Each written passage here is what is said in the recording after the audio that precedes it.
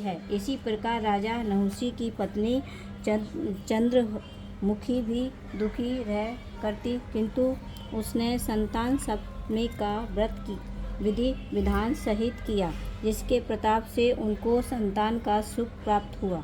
यह सुनकर देवकी ने हाथ जोड़कर मुनि से कहा कि हे ऋषि राज, कृपा करके रानी चंद्रमुखी का संपूर्ण व्रत तथा इस व्रत का विस्तार सहित मुझे बतलाइए, जिससे मैं भी इस दुख से छुटकारा पाऊँ।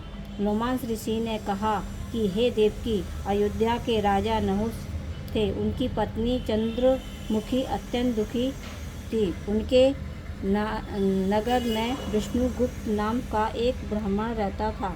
उनकी स्त्री का नाम भद्रमुखी तथा वह भी अत्यंत रूपवती सुंदरी थी।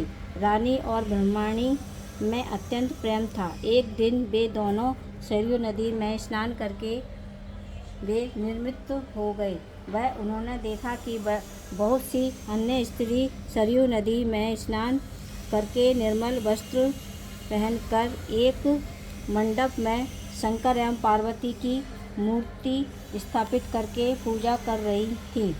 रानी और ब्रह्मणी ने यह देखकर उन स्त्रियों से पूछा कि बहनों, तुम यह किस देवता का और किस कारण से ताप पूजन व्रत आदि कर रही हो।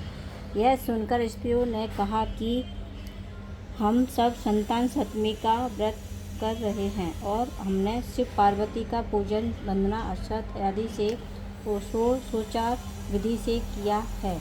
यह सब इसी पुनीत व्रत का विधान है।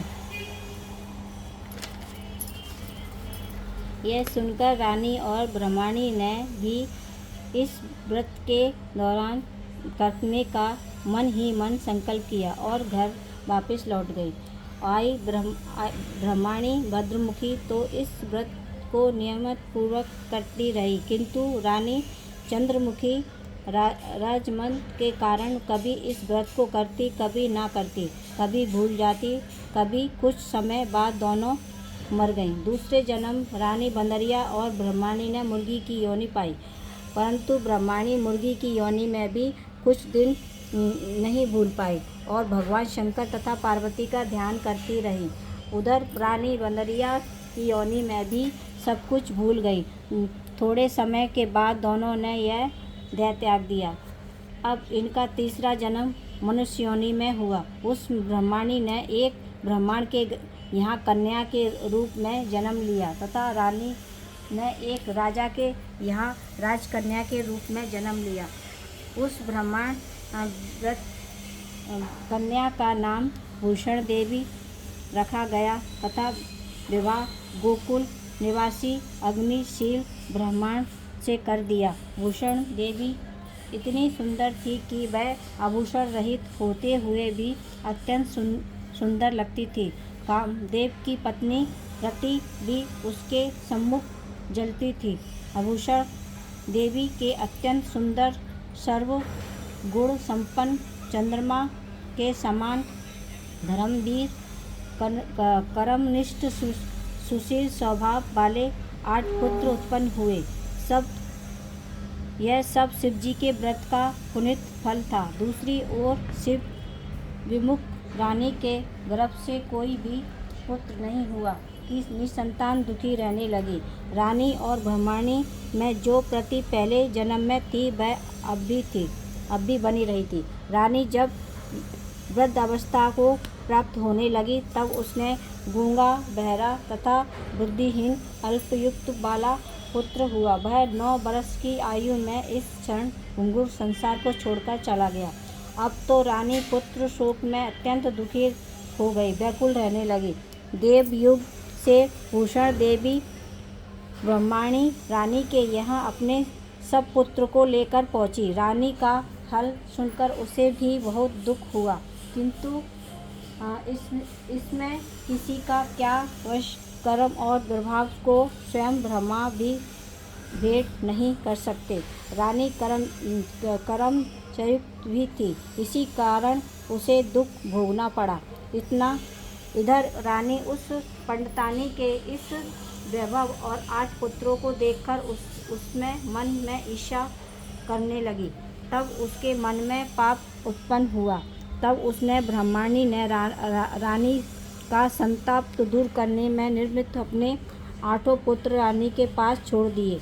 रानी ने पाप के वशीभूत होकर उन ब्राह्मण पुत्रों से अत्यंत हत्या करने के विचार से लड्डू में विष जहर मिलाकर उसको भोजन करा दिया। परंतु भगवान शंकर की कृपा से एक भी बालक की मृत्यु न हुई।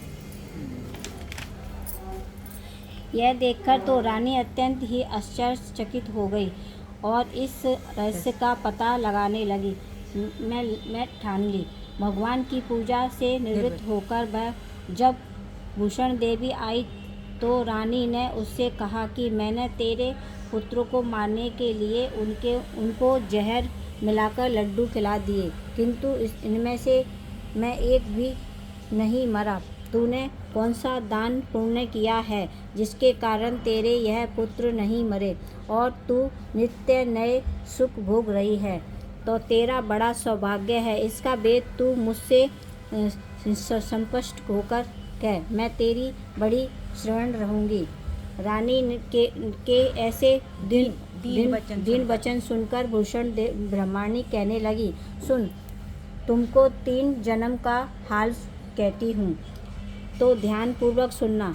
पहले जन्म में तुम राजा नहुस की पत्नी थी और तुम्हारा नाम चंद्रमुखी था, मेरा भद्रमुखी था और मैं ब्राह्मणी थी। हम तुम अयोध्या में रहते थे और मेरी तुम्हारी बड़ी प्रीति थी।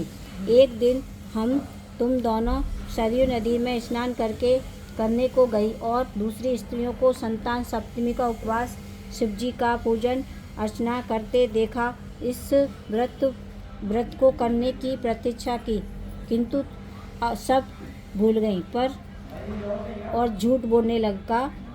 नहुस झूठ का दोष लगा, जिससे आज भी भोग रही हो। मैंने इस व्रत को आचार विचार सहित श्रद्धा पूर्वक सदैव किया और आज भी करती हूँ। दूसरे जन्म में तुमने बंदरिया का जन्म लिया तथा मुझे मुर्गी योनि में भी मिली। भगवान शंकर की कृपा से इस व्रत के प्रभाव तथा भगवान को इस जन्म में भी न भूली और निरंतर उस व्रत की नियम पूर्वक अनुसार करती रही। तब तुमने बंदरिया के जन्म में भी भूल गई। मैं तो समझती हूँ कि तुम्हारे ऊपर यह जो भारी संकट है उसका एक मात्र यही कारण है और दूसरा कोई इसका कारण नहीं है हो सकता। इसलिए मैं तो कहती हूँ कि आप अब भी संतान सप्तमी के व्रत का उपवास को करिए, जिसमें तुम्हारा संकट दूर हो जाए। लोमांस ऋषि ने कहा, हे देवकी, भूषण ब्रह्माणी के मुख से अपनी पूर्ण जन्म की कथा तथा व्रत संकल्प इत्यादि सुनकर रानी को पुरानी बातें याद आ गईं और पश्चाताप करने लगी तथा भूषण ब्रह्माणी के चरणों में पड़कर क्षमा याचना करने लगी और भगवान शंकर पार्वती की उपासना महिमा के गीत गाने लगी। उस दिन से रानी ने नियम अनुसार संतान सप्तमी का व्रत किया, जिसके प्रभाव से रानी को संतान सुखी मिली तथा संपूर्ण भोग करने की रानी शिवलोक